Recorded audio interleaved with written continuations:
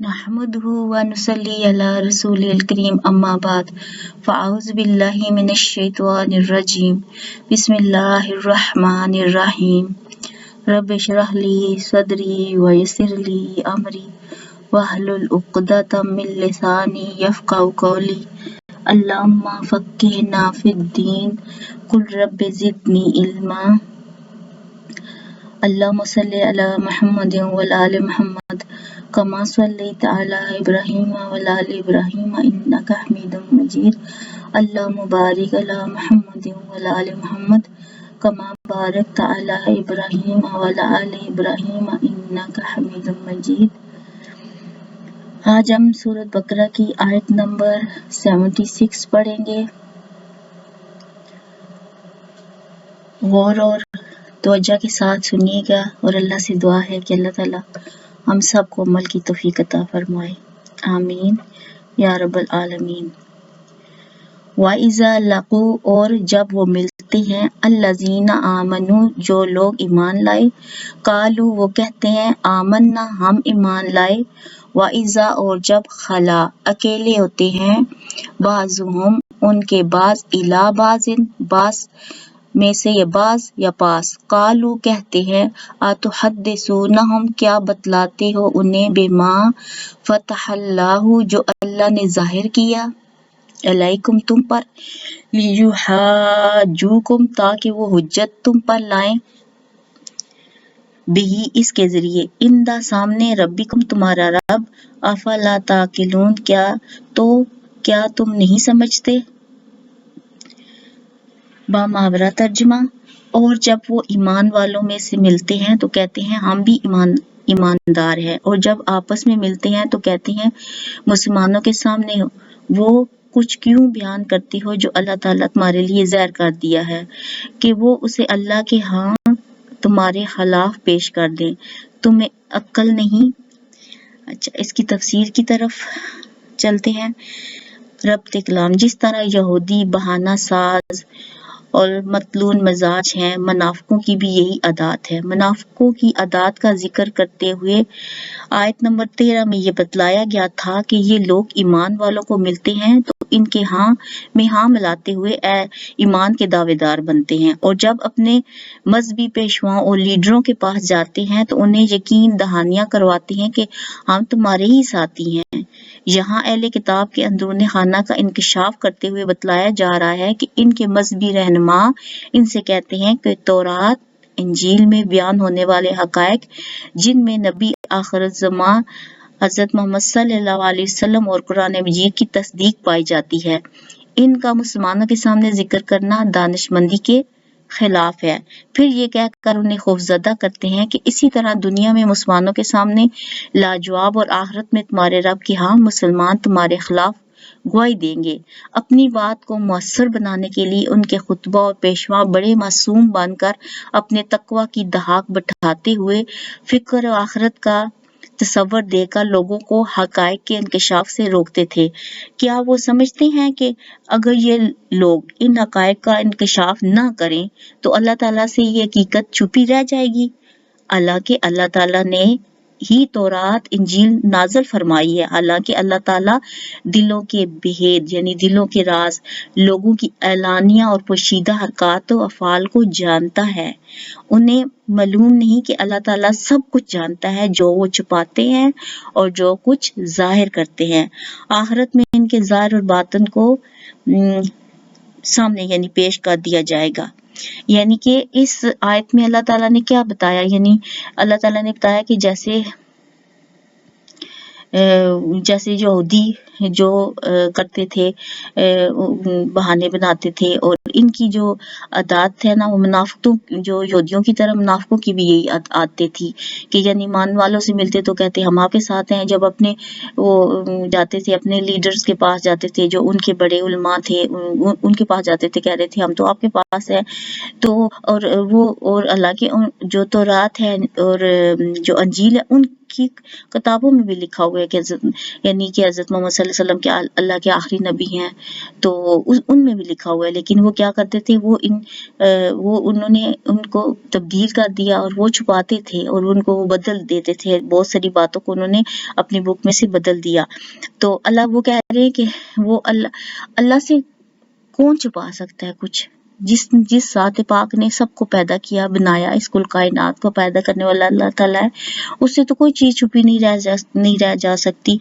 वो जो कुछ छुपाते हैं, ज़ाहिर करते हैं, अल्लाह तो सब कुछ जानता है। और अल्लाह ताला कह रहे हैं कि फिर मैं आखिरत में क़यामत वाले दिन उनकी ये सारा जो वो छुपाते हैं, ज़ाहिर करते हैं, उनके सामने किया जाएगा। अब इस आयत में अल्लाह ताला ने क्या बताया कि अल्लाह ताला इंसान के बातिन और ज़ाहिर से वाकिफ़ है। ये अकीदा इंसानों को गुनाहों से बचाता है। अब यहाँ समझने की बात ये है और हमारे लिए ये एक अहम बात है और एक लेसन है, और हमें ये बताया जा रहा है कि देखो कि अल्लाह ताला कहते हैं कि इंसान के बातिन यानी अंदर और ज़ाहिर से वाकिफ़ है अल्लाह ताला। और अगर इंसान को पता हो कि देखो जो ज़ाहिरी है वो तो लोगों को नज़र आता है, लेकिन हमारे अंदर हमारी नीयत कैसी है, हमारा दिल कैसा है, हमारी सोच कैसी है, हम अंदर से कैसे मुसलमान हैं। तो जैसे अल्लाह ने मना किया ना कि जैसे वो लोग कहते थे ना कि मुसलमानों के पास जाते तो कहते हमारे साथ, हम आपके साथ है। जब वो अपने जाते थे उनके पास तो कहते थे कि हम तुम्हारे साथ है। यानी कि दोगलापन, मुनाफिकत इंसानों में नहीं होनी चाहिए। जो आप अंदर से हो वही आपका बाहर होना चाहिए। यानी ये नहीं होना चाहिए कि आप अंदर से कुछ हो, बाहर से कुछ हो। कभी-कभी इंसान सोचे कि हम फॉर्मेलिटी पूरा करने के लिए कभी हम ऐसे बन रहे होते हैं, तो आप लोग सोचिए कि हम जो भी बन रहे होते हैं या जो कुछ कर रहे होते हैं, हमारे रब को तो पता है ना। तो अपने दिलों का जायजा लें, अपनी नीयतों का जायजा लें और देखें कि क्या हमारा अंदर और हमारा बाहर एक जैसा है। क्या हम हर मामला जब लोगों से करते हैं या कोई भी हुकूक अल्लाह के बारे में करते हैं, तो हमारी नीयत और जो सब कुछ है वो खालिस होता है। यानी हम तो इसलिए ये चीज़ अगर हमें अल्लाह ताला से खौफ और डर होगा तो हम गुनाहों से बच जाएंगे। यानी ये चीज़ अगर इंसान दिन में ना एक दफ़ा दोहरा ले कि मेरे अंदर जो है और जो मेरे बाहर है, मेरा अल्लाह तो जानता है, लोग तो नहीं जानते और अल्लाह तो जानता है। अगर तो मैं अपने अल्लाह को पसंद हूँ, मेरा जो भी है अच्छे में काम कर रहा हूँ, तो फिर तो आपको तसल्ली, सेटिस्फेक्शन होगी, सुकून होगा और फिर आप गुनाहों से भी बच जाएंगे। क्योंकि ये चीज़ हमेशा याद रखने के लिए बहुत ज़रूरी है। यानी कि आपने हमेशा ये बात रखनी है, मेरा अल्लाह मेरे दिल का हाल जानता है, मेरी नीयत और मेरी सोच को जानता है। तो मैंने जो काम भी करना है खालिस अल्लाह की रज़ा के लिए करना है और हमेशा जो मेरा बाहर होगा वही अंदर होगा। अल्लाह से दुआ है कि अल्लाह ताला हमें मुनाफिकत से बचाए और अल्लाह ताला में इखलास के साथ जो भी मामला करें हम खालिस अल्लाह के लिए, और अल्लाह ताला हमारा ज़ाहिर और बातिन ऐसा बना दे कि हम अल्लाह को पसंद आ जाए। आमीन या रब्बल आलमीन। अगली आयत पढ़ते हैं, आयत नंबर 77। आवा क्या वो ला यालमून नहीं जानते अन्नल्लाह कि अल्लाह ताला यालमू जानता है मा जो युसिरूना वो छुपाते हैं, व मा और जो युलिनून वो जाहिर करते हैं। क्या ये नहीं जानते कि अल्लाह ताला जानता है जो वो छुपाते हैं और जो वो बयान करते हैं।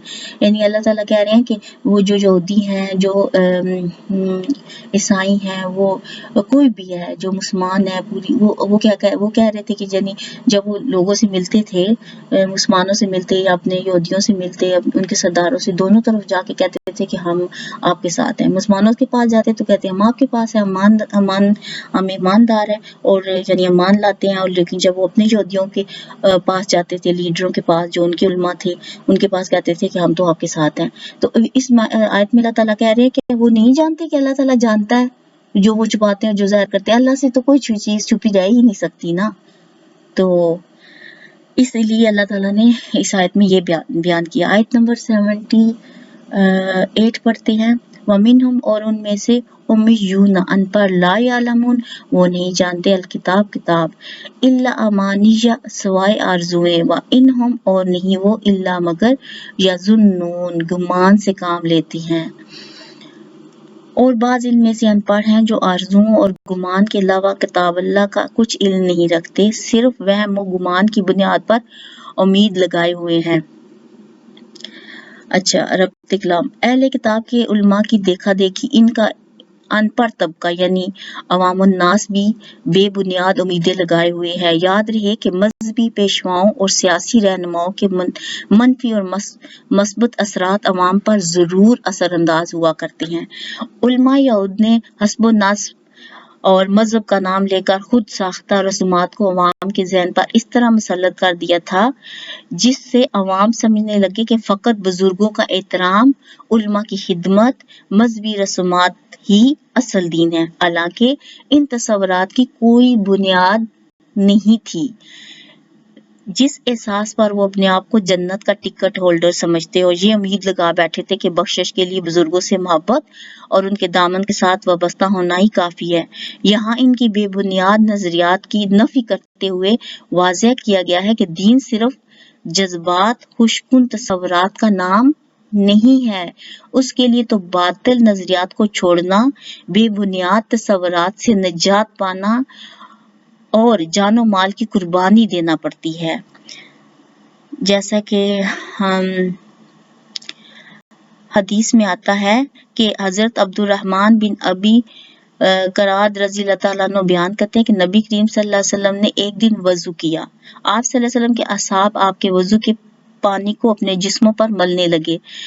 نبی محترم صلی اللہ علیہ وسلم نے ان سے استفسار فرمایا، تم اس طرح کیوں کر رہے ہو؟ انہوں نے عرض کیا، اللہ اور اس کے رسول کی محبت کی بنا پر۔ نبی کریم صلی اللہ علیہ وسلم نے فرمایا، جس شخص کو یہ بات اچھی لگتی ہو کہ وہ اللہ اور اس کے رسول سے محبت کرے یا اللہ اور اس کا رسول اس سے محبت کریں تو اسے چاہیے کہ جب بات کرے تو سچ بولے، جب اس کے پاس امانت رکھی جائے تو امانت کا حق ادا کرے اور اپنے ہمسایوں سے اچھا برتاؤ کرے۔ یعنی کہ اس میں کیا بتایا کہ ہمیں اس حدیث سے کیا سمجھ آیا کہ یعنی کہ وہ جب حضور صلی اللہ علیہ وسلم وضو کر رہے تھے، وہ پانی اپنے جسموں پر صحابہ کرام ملنے لگے تو حضور صلی اللہ علیہ وسلم نے کہا کہ تم یہ کیا کر رہے ہو؟ کہہ رہے تھے کہ ہم آپ کی محبت میں ایسا کر رہے ہیں۔ تو نبی کریم صلی اللہ علیہ وسلم آیا کہ اگر آپ کو یہ بات اچھی لگتی ہے کہ اللہ اور اس کا رسول محبت کرے، یعنی وہ اللہ اور اس کے رسول سے محبت کریں یا اللہ اور اس کا رسول اس سے محبت کریں، تو اسے چاہیے کہ وہ کیا کام کرے؟ ہمیشہ سچ بولے۔ تو کیا یاد رکھنا ہے ہم سب کو؟ ہمیشہ سچ بولنا ہے، اور ہمیشہ جو سچائی ہوتی ہے نا، یہ اللہ کو پسند ہے۔ تو آپ نے کبھی بھی نہ، ہمیشہ سچ بولنا ہے، کسی بھی قسم میں بزاح میں بھی جھوٹ نہیں بولنا۔ تو آپ اپنے یعنی یہ چیز اپنے ساتھ باندھ لیں، ذہن نشین کر لیں کہ میں ہمیشہ سچ بولوں گی، نمبر 1۔ اور دوسرا کہ جب اس کے پاس امانت رکھی جائے تو اس کا حق ادا کرے، یعنی اس میں کوئی خیانت نہ کرے، اور اس کو پھر کیا کرے، اور اپنے ہمسایوں یا اپنے پڑوسی ہوتے ہیں، نیبرز ہوتے ہیں، ان کے ساتھ اچھا برتاؤ کرے۔ یعنی دیکھو نا، حالانکہ یہ آسان چیزیں بتائی گئی ہیں کہ اگر انسان سچ بولتا ہے اور اس کے پاس امانت رکھی جاتی ہے، وہ اس کا پورا حق ادا کرتا ہے اور اپنے پڑوسیوں کے ساتھ اچھا سلوک کرتا ہے، تو اس سے کیا ہوگا؟ اللہ اور اس کا رسول ان سے محبت کریں گے۔ تو ہم سب چاہتے ہیں نا کہ ہم سے اللہ اور اس کا رسول یعنی حضرت محمد صلی اللہ علیہ وسلم محبت ہم سے کریں، سب چاہتے ہیں ہم۔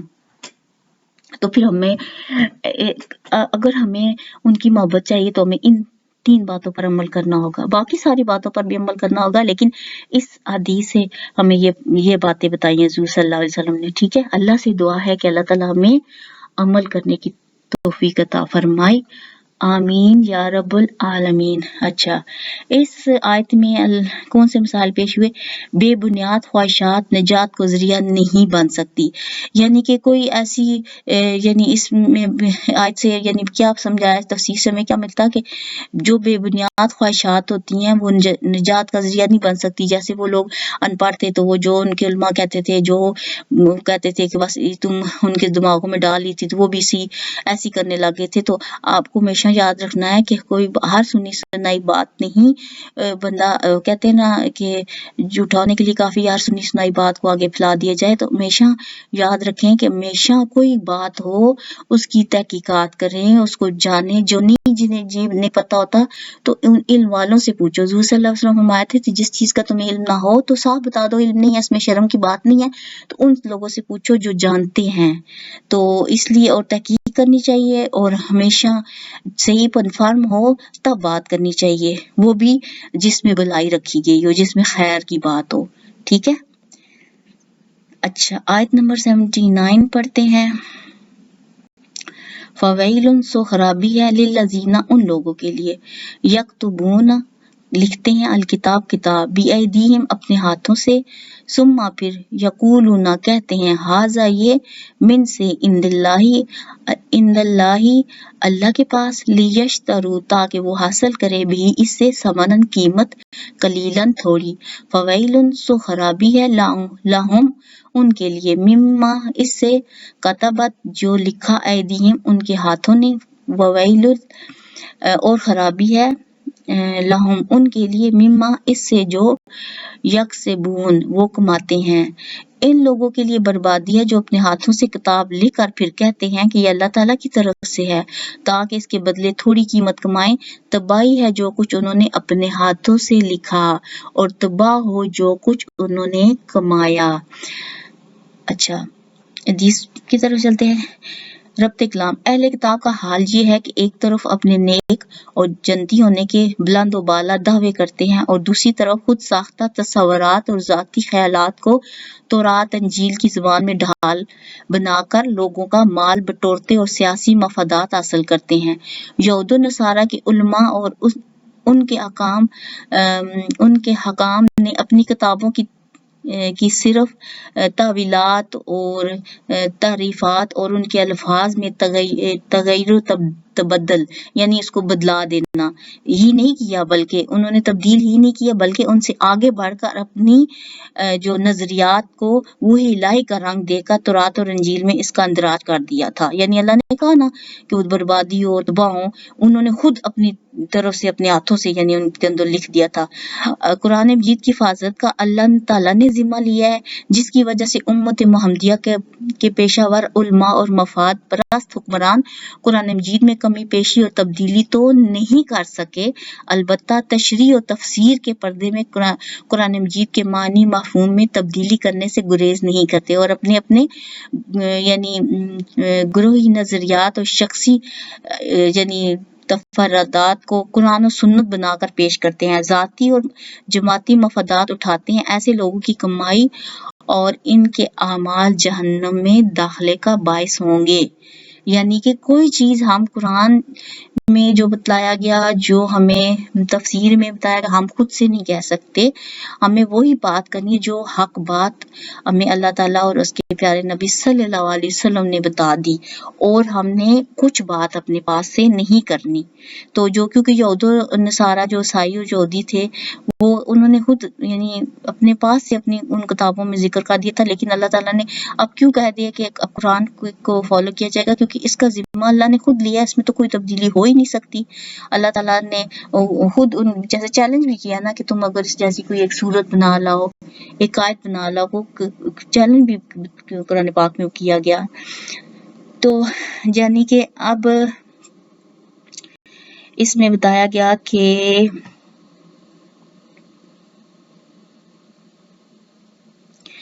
یعنی کہ ایک حدیث میں آتا ہے, حضرت ابو ہریرہ رضی اللہ تعالیٰ عنہ بیان کرتے ہیں کہ رسول اللہ صلی اللہ علیہ وسلم کا گزر بکری کے مردہ بچے کے پاس سے ہوا جس کو اس کے اہل والوں نے باہر پھینک دیا تھا. آپ نے فرمایا کہ تم اسے اس کے اہل والوں پر بے فائدہ تصور کرتے ہو. انہوں نے کہا ہاں. آپ نے فرمایا اللہ کی قسم دنیا اللہ کے نزدیک اس مردہ بکری کے بچے سے بھی کم تر ہے. دیکھیں اللہ نے کیا کہا, کہ جب کہ اللہ نے یعنی حضور صلی اللہ علیہ وسلم نے کہا کہ اللہ کی قسم کہ دنیا جو ہے وہ جو بکری کا جو مر گئی تھی وہ مردہ بکری باہر پھینک دی تھی تو حضور صلی اللہ علیہ وسلم نے مثال دی کہ جو دنیا ہے نا اس مردہ بکری کے بچے سے بھی کم تر ہے. یعنی اس کا کیا مطلب ہوا کہ دنیا جو ہے یہ ایک دھوکے کا آسمان ہے. ہم نے اس کو چھوڑ کر جانا ہے. یہ دل لگانے کی چیز نہیں ہے. یعنی انسان شوشتر تو انسان کرے ایسے تو نہیں اللہ تعالیٰ نے ہمیں بھیجا نا. اللہ تعالیٰ نے ہمیں دنیا میں بھیجا مقصد کے لیے. کس کے لیے؟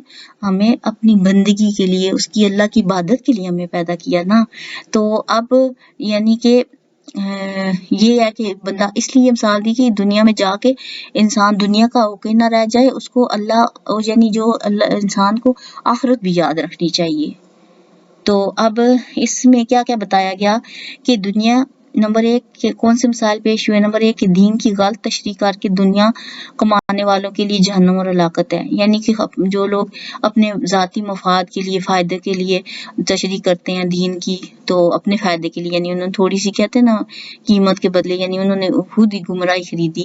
تو آخرت کے مقابلے میں دنیا کی صحت پھر اللہ نے بتا دی کہ تم دنیا کا فائدہ تھوڑی دیر کے لیے چاہتے ہو, حالانکہ دنیا ختم ہو جائے گی.